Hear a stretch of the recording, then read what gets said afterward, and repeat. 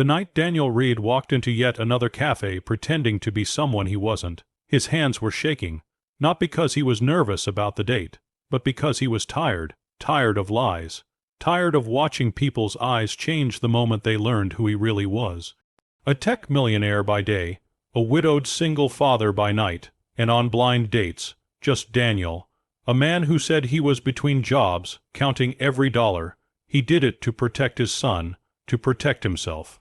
And because after losing his wife to cancer 3 years earlier, trust didn't come easily, that evening the blind date never showed. Daniel sat there alone, staring at his phone, wondering why he even bothered. That's when a voice gently broke through the silence. "Sir, the kitchen's closing soon, but if you're still hungry, I can bring you something simple." He looked up and saw her. The waitress wasn't glamorous. No designer dress, no forced smile, just tired eyes, kind ones, a name tag that read Lena. Daniel hesitated. "I don't have much," he said automatically, staying in character. Lena smiled softly. "That's okay. I'll make you a sandwich anyway." He watched as she disappeared into the kitchen and came back minutes later with a warm plate, cut neatly in half, like someone cared enough to make it right. When he tried to refuse, she leaned in and whispered, "You looked like you needed it." That moment did something to him. As the cafe emptied, they talked, not about money, not about status, just life, her double shifts, his son who struggled to sleep without his mom, their shared loneliness that didn't need explaining. When he reached for his wallet, Lena gently pushed his hand away. "Next time," she said, "when life's lighter." Daniel walked out with more than a full stomach. He walked out with something he hadn't felt in years, hope.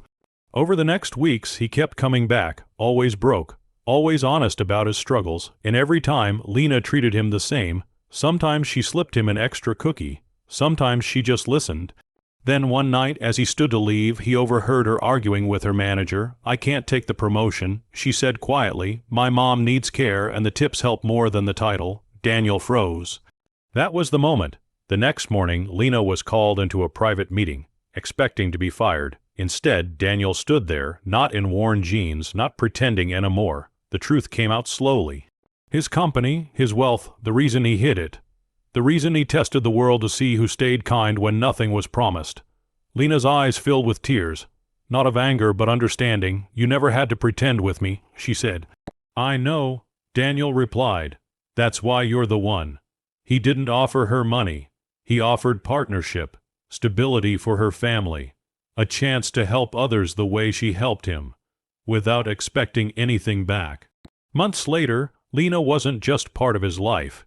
She was part of his son's bedtime routine, his laughter, his healing. And Daniel finally learned something money could never buy. That sometimes the richest hearts belong to those who give when they have the least. And in a world that often forgets it, this story reminds us that kindness still matters.